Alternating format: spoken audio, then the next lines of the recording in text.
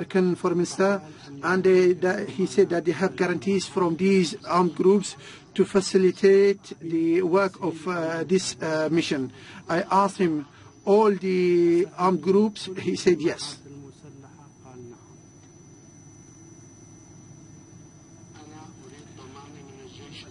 I wanted guarantees from the Syrian forces, and I gave this guarantee to the Ms. Kane. They said they wanted to start on Monday, and I said to them, we don't have any problems with that.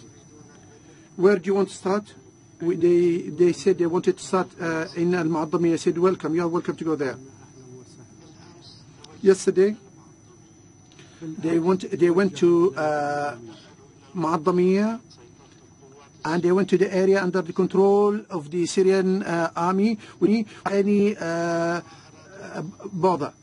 And they wanted to, when they wanted to go to the area which is still under the control of the armed men, they met with fire by snipers, and a car was hit.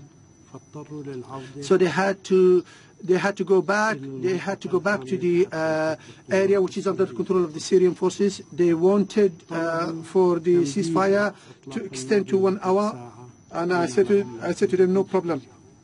Then they went to Muaddamiyah, in Muaddamiyah, the other part of Muaddamiyah, and they remained there for 3 hours. They came back.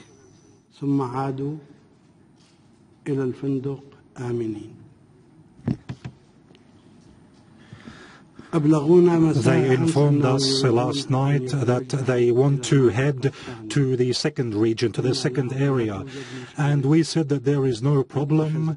We will take all the same measures in the areas which we have control of.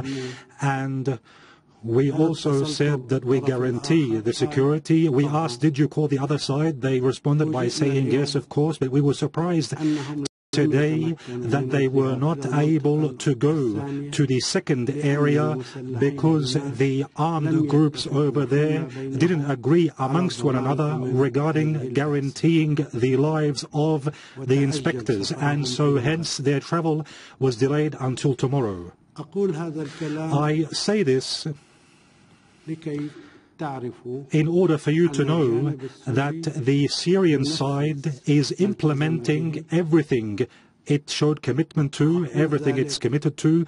And I say this, I told John Kerry that we are not the ones obstructing the work of the inspectors, and we provided guarantees. The armed groups, however, did not provide such guarantees, and the guarantees were not solid. The guarantees from the armed groups. They then said that you were late in allowing the inspectors to enter.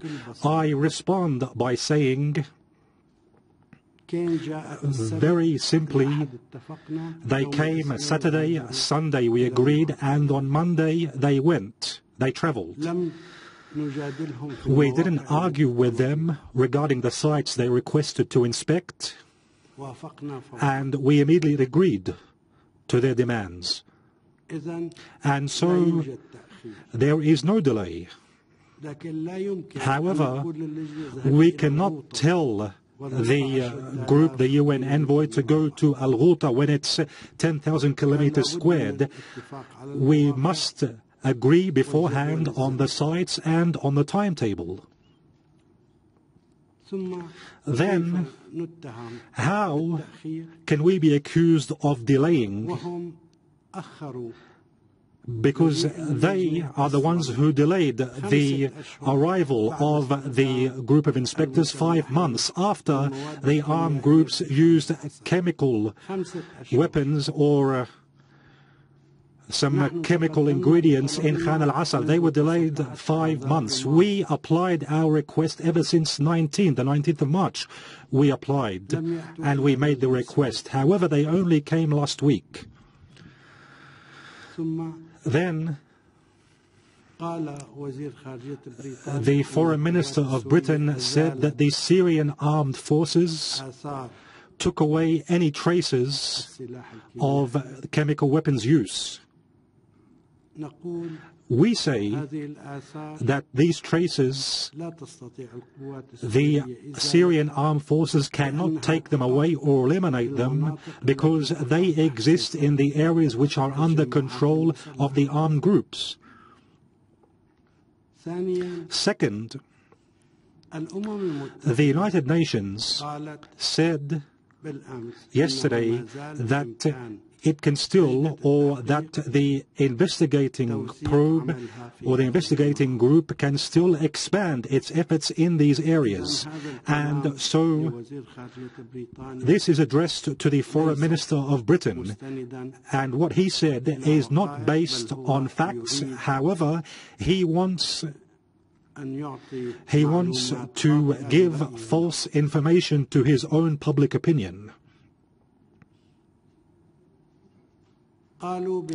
They said that the Syrian armed forces used these weapons, chemical weapons. I completely, categorically denied to Mr. Kerry this issue, and I say that there is no country in the world which uses weapons of mass destruction against its own people. And hence, if anybody who accuses our armed forces, if anybody who makes this accusation has evidence of this, of the use of chemical weapons by the Syrian armed forces, I challenge him or her to show this evidence to public opinion or reveal it to the public opinion. It is the right of the public opinion in those countries to be informed of the true nature of these accusations, and so I challenge them. What is most important of all is that we are still committed in giving all assistance and guarantees to the investigative committee in order to continue what we agreed on last Sunday. We are all hearing the drums of war beating around us. Now, if they want to launch an aggression against Syria, I believe that using the justification of chemical weapons is not precise. It is not precise at all. And as I said, I challenge them to reveal what they have in their possession regarding evidence. However, if they want to achieve other aims by launching such an aggression, then I wonder, what are these goals or these aims they want to achieve? The only logical response is, what are their aims from this military campaign? If their aim is to have a moral effect to harm the morale of our people, then I believe they would be mistaken. Cohesion amongst the Syrian Arab people and its armed forces and its leadership, this cohesion is what enabled us to persevere throughout this campaign or throughout this crisis. During this crisis, we have been confronting the world, the armed groups who come from the borders or via the borders from Turkey. They come from 83 different countries. They come from most of the Arab countries except for Djibouti. And what I'm saying is documented. And so what do they get out of this? I know that anything which takes place in this region must serve the interests of Israel. And hence, such a military campaign or aggression must first and foremost serve the interests of Israel. Second of all, it would undoubtedly serve the military efforts which al-Nusra is exerting. Al-Nusra, of course, is tied with Al-Qaeda, this group in Syria. And so the United States of America and its allies are exerting war efforts against Syria in order to serve Israel first and foremost, and maybe they are proud of this. However, also in order to serve al-Nusra in Syria second of all. And if they believe that this military strike which they are planning for, if they believe that this would have an effect or an impact on the military efforts which are going on right now, the military efforts in Ghouta, I assure you that such a military strike won't have any effect on our military efforts. It won't have any effect on what our heroic armed forces will achieve. Achievements in Ghouta. Of course, our campaign in Ghouta had two aims. First of all, a preemptive strike against their plans regarding invading the city of Damascus, and the second aim of the Ghouta military campaign of the Syrian army was to prevent any harm being done to the inhabitants of the suburbs of Damascus. Any harm being done because of the shells which sometimes fall in Germana and sometimes fall in the Kursa suburb and sometimes fall in other areas in Damascus. We want to reassure the inhabitants of Damascus that the aim of our military efforts is to provide their safety, to guarantee their safety, and so hence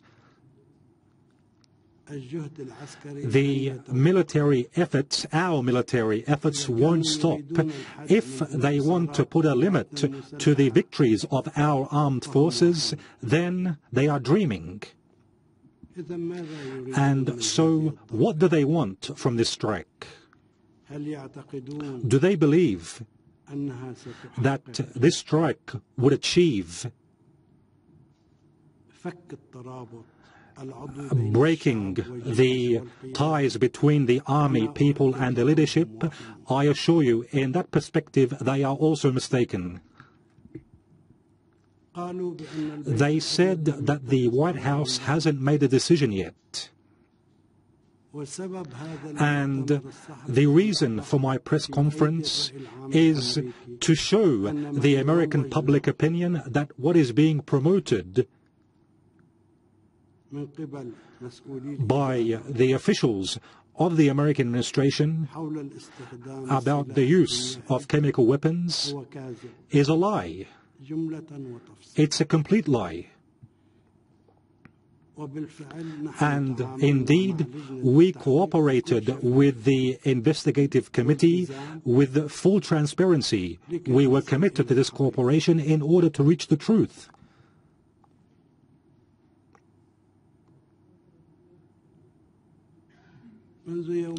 Two days ago, the foreign minister of Turkey made a statement whereby he said that Turkey would be part of the alliance which would wage a war on Syria, whether it be by the Security Council or outside the Security Council. I don't want to comment on what Ahmad Dawood said, because I am sure that the Turkish people, the friendly Turkish people, are enough to be a balance with the officials. Of course, I think that because of what happened in Egypt, the Turkish people will be more friendly towards Syria. The final point which I would like to speak about is the meeting of the 10 Joint Chiefs of Staff which took place in Jordan. I don't know if the head of a Joint Chief of Staff of the Israeli army was there or not. I don't think so, because Israel has special treatment with the United States of America in case it decides to launch a campaign against Syria. It calls on Israel to stay away because there is someone cooking for Israel and serving its interests. However, just today I heard what the spokesman of the Jordanian government said, whereby he stated that Jordan's territory won't be used to strike Syria. This is something good and natural. There is no interest for Jordan or for its people in striking Syria. However, whoever follows what is going on, we, for 2.5 years, we have suffered a lot. We have suffered a lot from the catastrophes which we get via Jordan's borders. However, regardless, we didn't behave towards Jordan in any negative way because we are keen and intent on our people or on helping our people in Jordan. They said that we want to send or we want to bring Patriot missiles. We laughed. Patriot missiles against who? In our mind, we don't want to carry out any attack, anything against Jordan. Recently, they also started to speak about training the Jordanian army against the possibility of a chemical war being waged against Jordan. I say, I'd like to tell my brothers in Jordan, don't make others blackmail the neighborly ties and the brotherly ties which exist between Syria and Jordan. The interest of Jordan is for it to be with Syria. The security of Jordan is attached to the security of Syria. They might say that the meeting of the heads of Joint Chief of Staff was decided beforehand. Maybe. However, why at this time? It could have been delayed. This is what I wanted to inform you regarding the facts which took place over the past few days. Go ahead. First question. You don't need a microphone, but anyway, you can still have one. Okay, you don't have to stand up as well.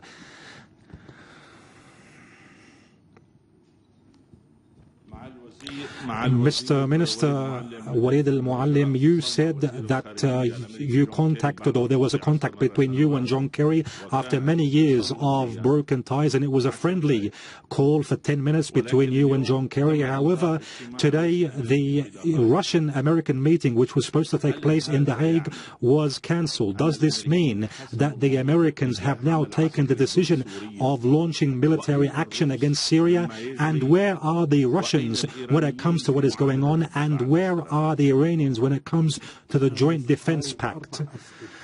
This is a question which includes four questions. Once again, the journalist repeats, you're saying it was a friendly dialogue, although it only lasted for 10 minutes. First of all, when it comes to cancelling the Russian-American meeting in The Hague, we said from the beginning that we are doubtful when it comes to American intentions towards the Geneva Conference. And we said time and again, we told our friends in Russia time and again that we are confident, we trust you, but we don't trust the United States. The United States doesn't want a political solution via the Geneva Conference, and the reason is very simple, because Israel doesn't want a political solution.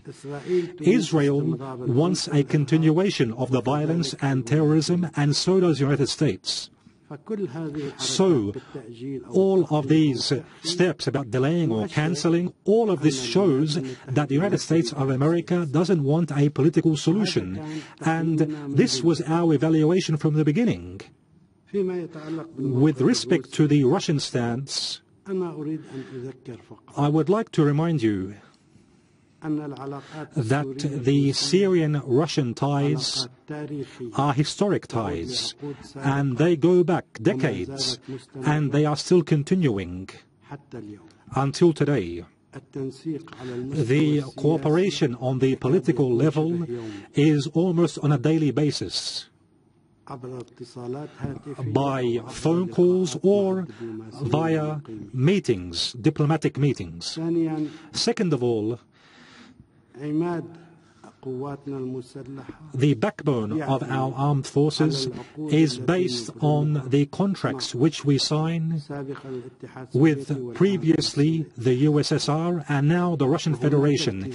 And there are commitments from both sides to implement these contracts.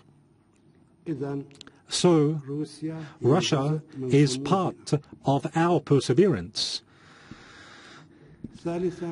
Number three, our economic relations are good, and there are many different projects which our Russian friends are carrying out in Syria. So there should be no doubts when it comes to Russian-Syrian ties. Another question about comments made by Sergei Lavrov yesterday, however, the reporter without the microphone. What do you expect from the Russian foreign ministers to say on such an occasion? Do we have an interest for the World War to come to our territories? I assure you that our ties with the Russian Federation are solid ties in all different arenas. Don't forget that Russia and China, for the first time in history, they are behaving by using their veto in the Security Council. They prevented Western intentions from repeating what happened in Libya. With respect to Iran, we have complete coordination with our brothers in Tehran and also in all different areas. What else did you ask? Again, the military strike, if it happens, what about the Joint Defense Pact between Iran and Syria? First of all, there is no such pact between Iran and Syria. This is something only said in the media. However, I say, and the brothers in Tehran know this, I say that what is going on in Syria and what is going on in Iraq is an implementation of a policy which has been drawn up ever since 2009 in order, in the end, to target Tehran. And so we and Tehran together, we are in the same category, in the same hole, if we can say. Mr. Minister Wafa Shabuni from Al-Akhbariyya Al-Suriya, you spoke about a military strike which could possibly be launched, a possible American strike against Syria. However, you didn't speak about the Syrian response to such a strike, especially as Mr. Khalaf Al-Muftah, the assistant or the assistant information minister, said the Syrian response would be strategic. Can you speak to us about the meaning of such a strategic response far away from diplomacy, especially because you are certain when it comes to the Russian-Iranian stance? Do you want me to comment on what Khalaf al-Muftah said? No. First of all, I didn't say that it was certain that there would be a strike. I didn't say that. I said that it might be psychological warfare. There may be a military strike, and I say that the Syrian citizen doesn't differentiate between a cruise missile or any other rocket which lands in any of the people's suburbs. I'm not saying anything certain. We are analyzing. In case the strike does take place, we have two options. Either we surrender or we defend ourselves with the available means. And this is the best option. I don't want to go further or discuss this any further. Question was inaudible. However, the response is that we will defend ourselves with the available means. point. That's it.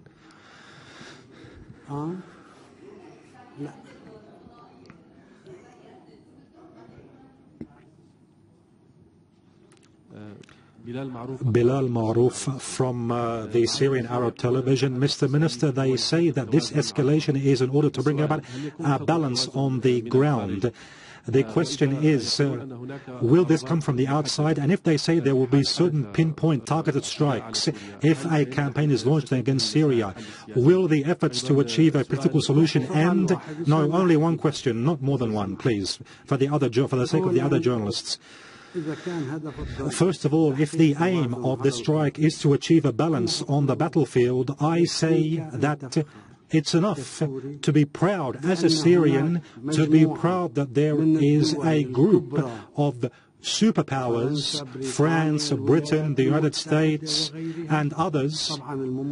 Of course, the financer is Arabs. They are financing all of this. We should be proud because all these people are gathering because we have persevered for the duration of the crisis, and this perseverance will continue. And so, bring back the balance. Once again, I respond that this is mistaken. It's mistaken to think about it. It's not probable at all. However, with respect to the political efforts, when the strike comes, then we'll speak about it. A question appears to be about Saudi Arabia, but also the journalist without the microphone. Another question. President Bashar al-Assad said during one of his interviews that if any military action is launched against Syria, the whole region would light up in flames only within hours, and so will the oil wells in the Gulf. I don't remember this. Muallem responding, I don't remember this.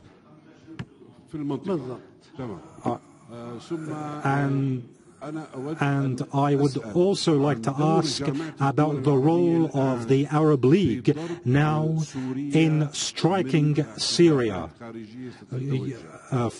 Possible strikes from the outside. Syria is part of the Arab League, and it is a country which played a part in finding the Arab League or establishing the Arab League. It's true that its membership was suspended for different reasons. You, as a respected journalist, and I appreciate you very much, I find it strange that you ask about something called the Arab League. I find that strange. So for that reason, I won't answer this question. I don't see that the Arab League even exists. Yeah, I'll come to you. Mr. Minister Hisham Wannous from Latin American television. The UN committee, investigative committee, is still in Syria, and it will continue with its efforts for 14 days as was agreed. When will the results of the investigation be revealed, despite the fact that we know that the US and its allies will not wait for these results, and they have begun to threaten and accuse the Syrian government of using chemical weapons? First of all, when will it present its report? That's for the committee to answer. We don't intervene in this. And second of all, for the US and its allies to behave preemptively. Yesterday, Mr. John Kerry said that this committee doesn't decide who used the chemical weapons. We are not the ones who decided what the mandate of the committee was. The US and its allies in the Security Council, correct me, Faisal, if I'm mistaken, they decided what the mandate of the investigative committee would be. And they demanded from the committee not to specify who used the chemical weapons. This is something strange. We are living in an era which is very close to the era of the jungle, or the law of the jungle. They speak with us about the international law and they're afraid of it. They speak about the UN Charter, but they breach it. They speak about the UN Security Council resolutions, but they are the first to breach them. And so this is reality. Mr. Minister, give someone from the back rows Mr. Minister Rania Zannoun from Al-Akhbariyya Syria, with respect to Jordan, you always, or the Syrian Foreign Ministry always speaks about good ties with Jordan, although the Jordanian role is very clear when it comes to financing and training the armed groups and sending them to Syria. Realistically today, with respect to this, especially as the reports have said that Jordan would be another arena for launching a war on Syria after Turkey, how is this evaluated from your perspective? And another question, if you allow me, with respect to the investigative committee, if it doesn't decide who used chemical weapons, what's the benefit of this committee remaining on Syrian territory?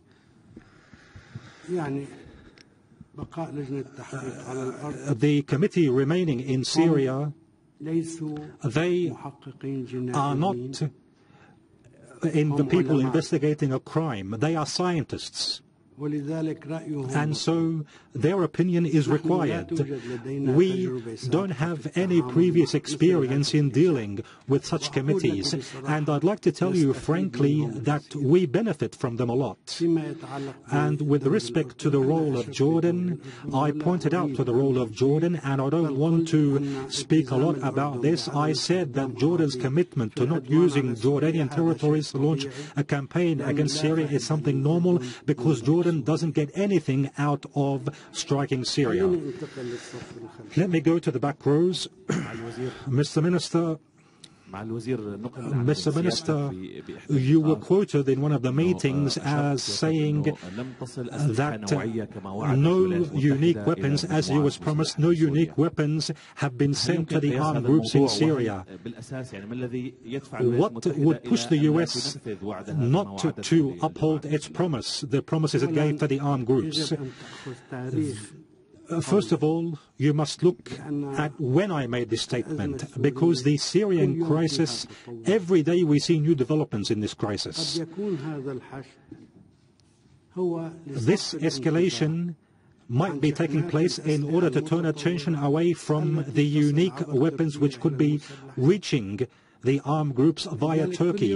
And so every day there are new developments with respect to the armament of the terrorist groups. They were quoted as saying that they received 400 tons of developed weapons. We don't have anything which denies this. Maybe this is all only furor in order to arm this opposition, this terrorist armed opposition. So what I said back then might have been true. However, today, this is a development. Mr. Minister, from Al-Masira Yemeni television, Mr. Minister, it's a repeated question. I heard you speaking about the military strike as if it's imminent. You spoke about the targets. I didn't say, did I say targets? You spoke about the aims of this. You spoke about the aims of the strike if it takes place. Yes, and you said that the US would try to keep Israel away from such a strike. Will Damascus keep Israel far away from such a strike and its repercussions? When this strike takes place, we will see. I don't want to speak preemptively. I don't want to speak about something which would put a burden on us based on assumptions. The back row. Rana Ismail from Al-Akhbariyya Syria. How many Al-Akhbariyya Syria journalists do we have? Let's give a turn for the others. I just want to ask about the timing of the drums of war beating now. Why this media escalation? And with respect to the Russian stance, you said that you are sure, you are reassured regarding the Russian stance. Why this media furor about the statements made by Sergei Lavrov lately that Russia would be far away from any possible war in the region? I answered. In my first answer to this question, I previously answered. So we must not overreact to this. What concerns me is our strategic ties with the Russian Federation, politically, economically, and militarily. And we are very comfortable with the development, the enhancement of these ties. Mr. Minister, yes, in the second row, your turn is finished. Walid Al Muallem from Syrian satellite TV. Mr. Minister, during the phone conversation between you and the American Secretary of State, was there a direct accusation which was made in any way to the Syrian government of using chemical weapons? Back then, during the phone conversation, he said this is the first story of the world, and I responded and said this is fabricated, and I justified why it's fabricated, and I explained to Mr. Kerry the reasons why it is fabricated. And then he said, so you have a Syrian interest in allowing the investigative committee to enter, and I stressed on our interest in allowing the committee to come, and I said this, they can come. However, you reassured the Syrian people about the situation in Damascus. You said there would be no danger towards Damascus after the operation of the military. The aim of the army was to reassure the inhabitants of Damascus. Yes, however, if a military intervention takes place, will the situation change with respect to Damascus or Aleppo or anywhere else?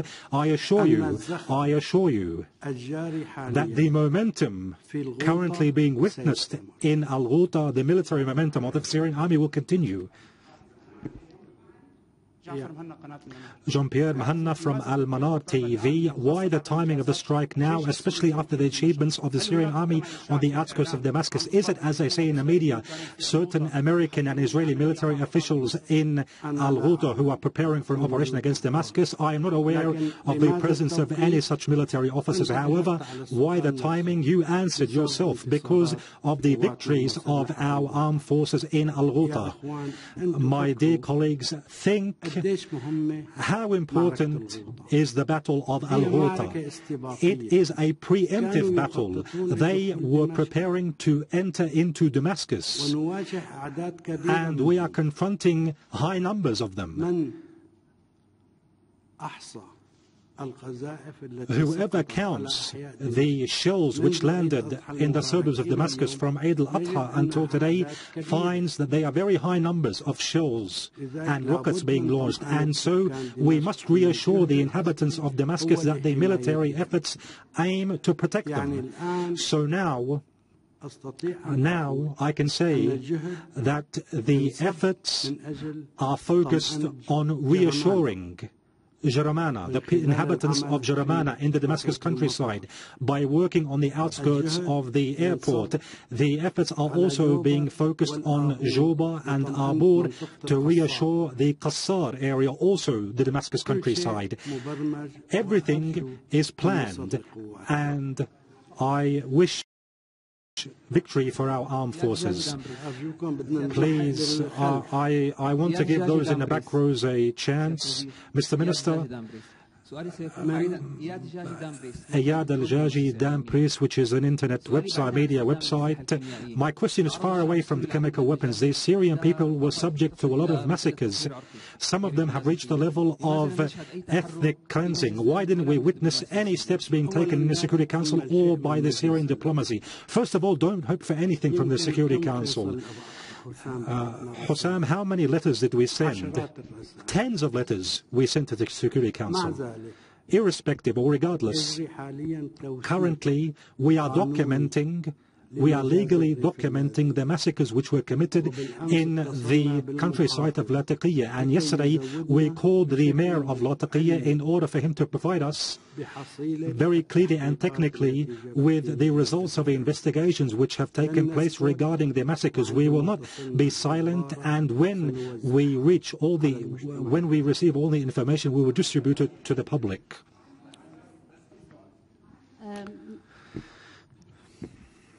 Mr. Minister, Muhammad Al-Khudr from Almayadeen, more than once we have heard in the comments about chemical weapons, we have heard about evidence in the possession of the Syrian government that the side which used chemical weapons is the armed opposition.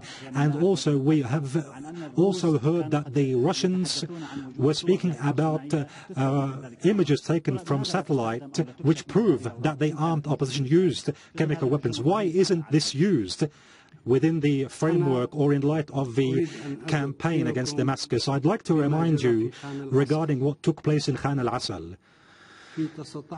On the 19th of March, we requested from the investigative committee to come in order to investigate in the armed groups using chemical ingredients.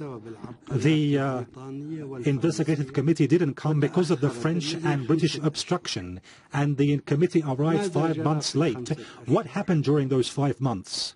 The armed groups attacked Khan al-Asal, and they also dug out the graves of the victims of those whom chemical weapons were used against, and they hid the bodies.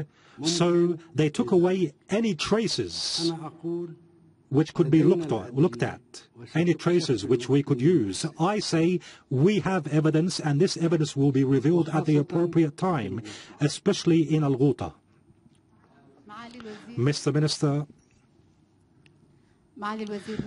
Minister Huda Al-Aboud from Al-Ra'i Al-Suriya channel, how do you describe to us what is going on now, the Saudi support for what is going on in Egypt, and shall we witness the entrance of the Wahhabis into Egypt, and is what is going on in Syria similar to what happened in Afghanistan? Is the Syrian scenario, the Afghani scenario, is it the same? Well, from the perspective of the US, without any doubt, there is no educational analysis which can be applied to the Saudi role, frankly. And this was something we found very strange.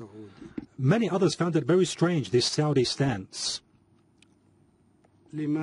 Why do they support what happened in Egypt against the Muslim Brotherhood, this terrorist organization, while they support the terrorists in Syria? There is no convincing response for the Saudis, except that they are now sending more weapons and money in order to help the terrorists in Syria. There is no other explanation. With respect to Afghanistan, I'd like to tell you that 2.5 years have passed since this crisis began, and we haven't been transformed into anything which is similar to any other country. We are a unified Arab Syria, and we will remain as such. Our decision is independent, and it will remain so. We won't be Afghanistan, nor will we be any other country.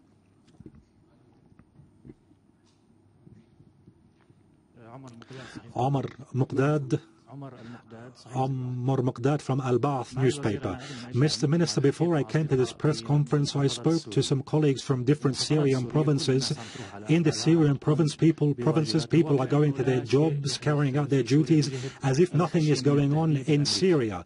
After the American threat, Damascus also, we see normal state of life and people's morale is high. And part of what you said was about Damascus. My question to you is, what is your message to the Syrians in general? You reassured the people of Damascus, but I want you to speak and address the Syrians in general regarding the US threats against Syria. It's an important question, actually.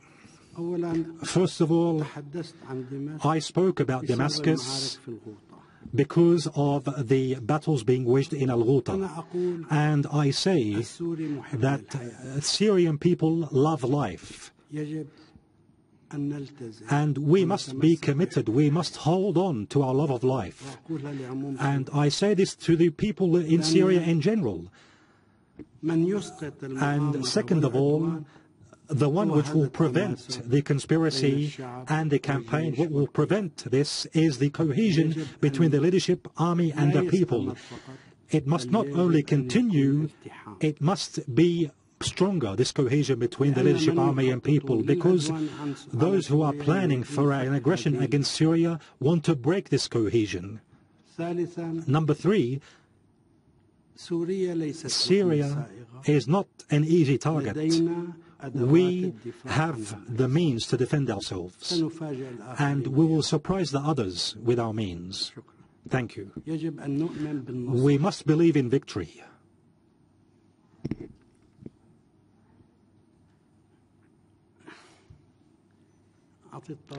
Let's give the other side.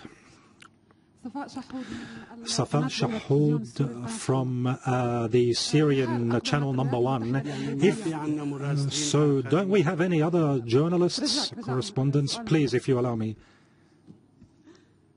If the United States of America and its Arab allies go ahead and launch a military strike on Syria, will there be a Syrian response which targets the U.S. military bases in the Arab countries? And will Syria strike the Arab bases which will participate in such a campaign against Syria? I said that if we are subject to an aggression, we have two options, either to surrender or to defend ourselves with the available options, with all the available means. And I will not specify. So this is my response. A question about do you expect a land invasion? The answer was no. Another question, Samar Zarqa from Al-Biladi Iraqi channel. There is a dangerous issue, even if it is proven that the armed opposition, used chemical weapons. Responsibility, according to some Western officials, responsibility is on the shoulders of the Syrian government, whatever be the source of these weapons, because the state has become weak and incapable of protecting the chemical weapons which are alleged to exist. How do you read this? This is not true. The Syrian Arab television broadcasted a film about the sarin gas being experimented with in Turkish territory, poisonous gas, Turkish poisonous gas. And this film exists. It's there. So those who are providing the terrorist armed groups with these capabilities, they are the ones responsible. I tell you frankly, we might, and the facts might show that the victims of the use of the armed groups of this sarin gas are the Syrian people, and using or producing this gas is not difficult, as we can see by its use in Khan al-Asal. However, I'd like to ask, who were the victims, the majority of the victims of the use of chemical weapons in Khan al-Asal? Putting people on a wall in Khan al-Asal and assassinating them in cold blood. They were slaughtered in cold blood. So terrorism has no borders.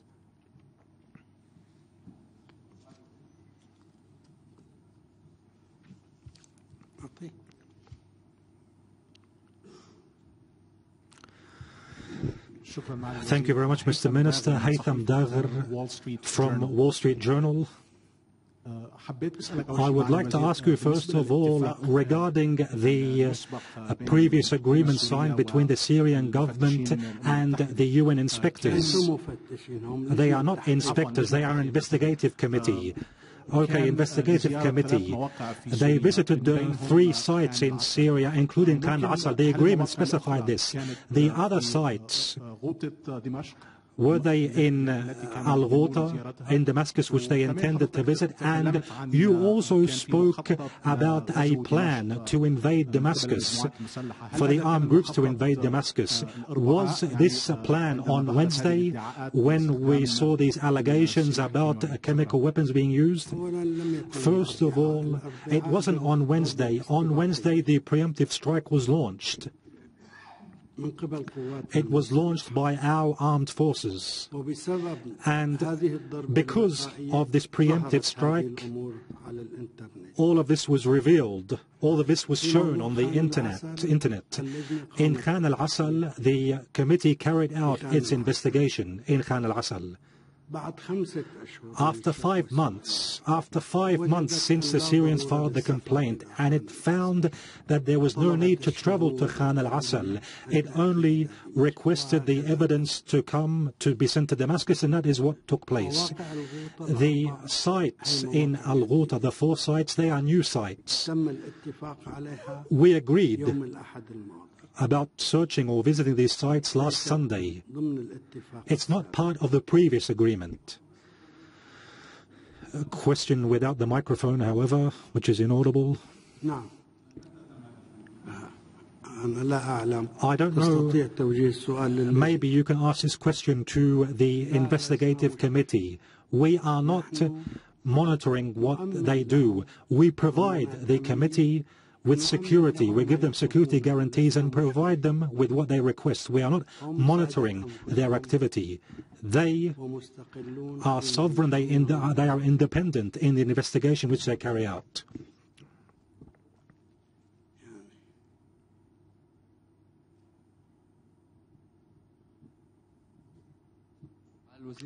Mr. Minister, you said the cooperation Ala Aid from Syrian TV. You said that there is high-level cooperation with the Iranian friends. What are the Iranians doing now? Do you have any information? What is the deal which Jeffrey Feltman has brought with him to Iran? First of all, Jeffrey Feltman, irrespective of his history, is the deputy of the Secretary General in Political Affairs. That is his post. He went to Tehran in this post as such an official. In his visit to Tehran, it's not more than his post about such an official from the UN. Yes, anyone in the back?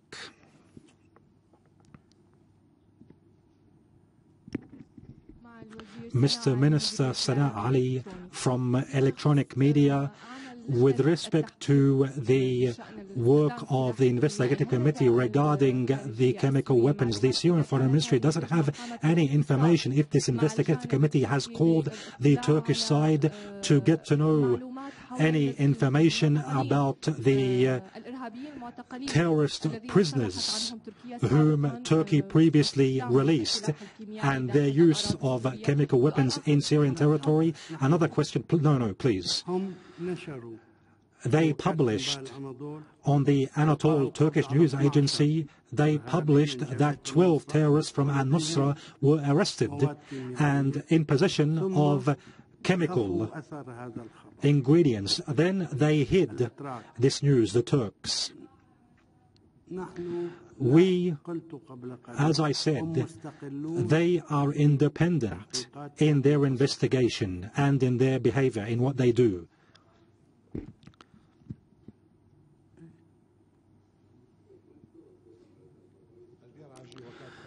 From Associated Press, Mr. Minister, you said that there was an agreement to visit 3 sites, one of them Khan al-Asal. Can we know the other 2 sites? First of all, we spoke so much about Khan al-Asal and some black rooms or operation rooms in Turkey requested from the armed groups to go and eliminate the traces in Khan al-Asal. So I'm not allowed to speak about the other 2 sites for security purposes, as the Turks might also call on the armed groups to intervene there as well.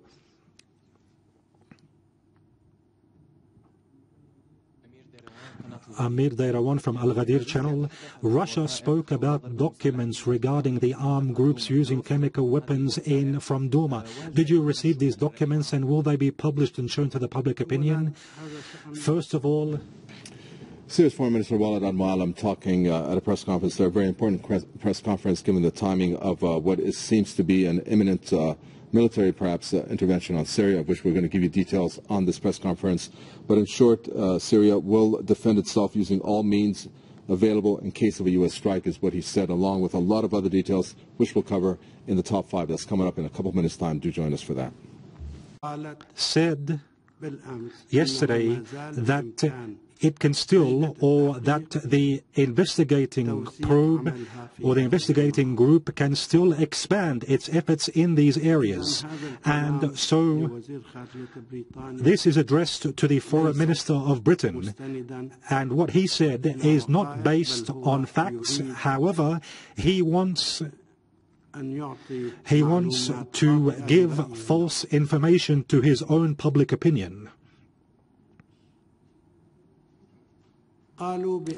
They said that the Syrian armed forces used these weapons, chemical weapons. I completely, categorically denied to Mr. Kerry this issue, and I say that there is no country in the world which uses weapons of mass destruction against its own people. And hence, if anybody who accuses our armed forces, if anybody who makes this accusation has evidence of this, of the use of chemical weapons by the Syrian armed forces, I challenge him or her to show this evidence to public opinion or reveal it to the public opinion. It is the right of the public opinion in those countries to be informed of the true nature of these accusations, and so I challenge them. What is most important of all is that we are still committed in giving all assistance and guarantees to the investigative committee in order to continue what we agreed on.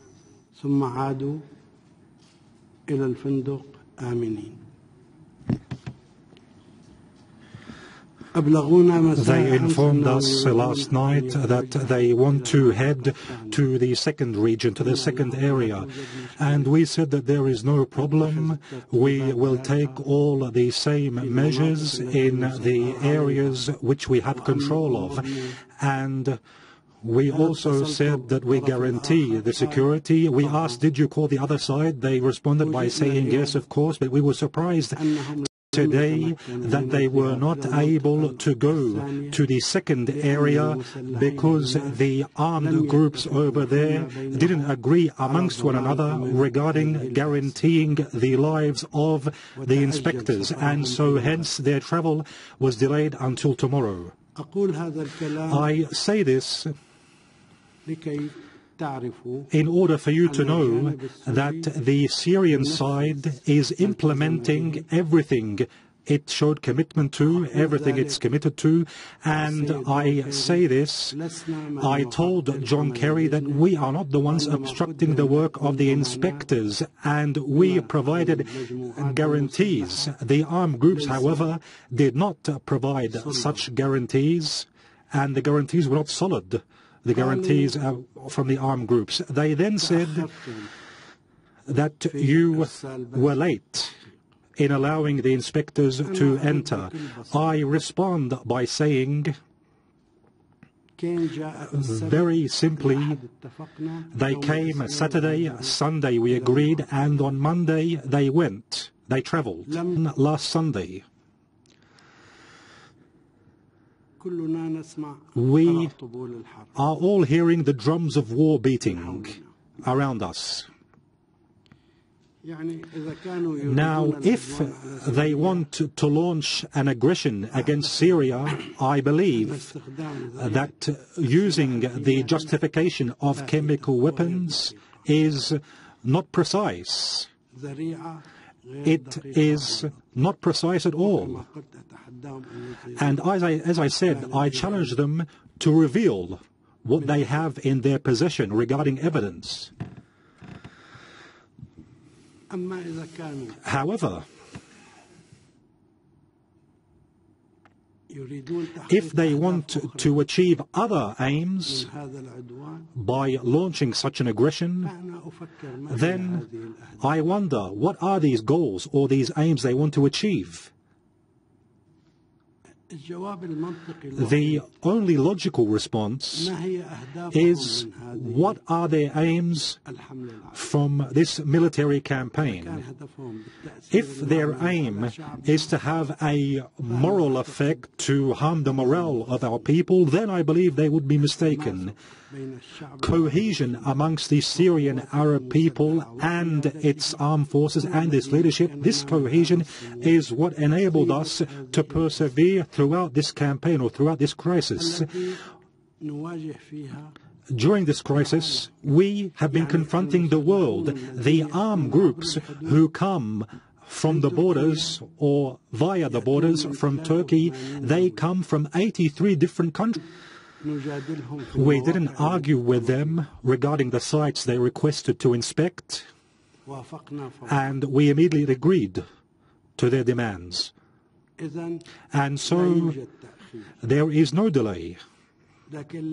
However, we cannot tell the group, the UN envoy, to go to Ghouta when it's 10,000 kilometers squared.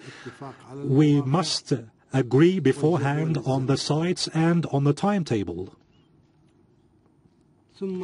Then, how can we be accused of delaying?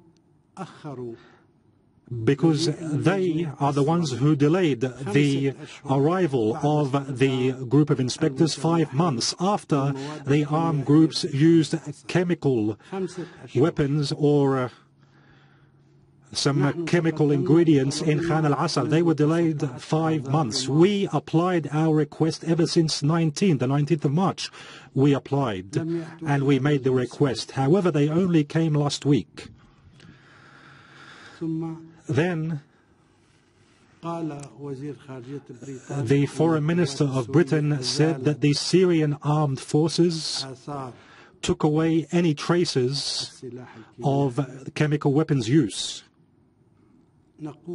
We say that these traces, the Syrian armed forces cannot take them away or eliminate them because they exist in the areas which are under control of the armed groups. Second, the United Nations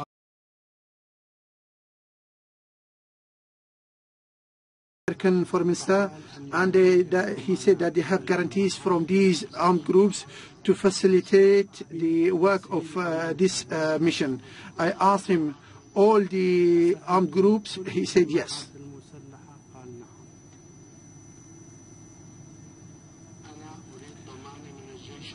I wanted guarantees from the Syrian forces, and I gave this guarantee to the Ms. Kane. They said they wanted to start on Monday, and I said to them, we don't have any problems with that. Where do you want to start? They said they wanted to start in al-Moallem. I said, welcome, you are welcome to go there. Yesterday, they went to Moallem, and they went to the area under the control of the Syrian army without any bother. And they wanted to, when they wanted to go to the area which is still under the control of the armed men, they met with fire by snipers, and a car was hit. So they had to go back. They had to go back to the area which is under the control of the Syrian forces. They wanted for the ceasefire to extend to 1 hour, and I said to them, no problem. Then they went to Moallem, in Moallem, the other part of Moallem, and they remained there for 3 hours. They came back.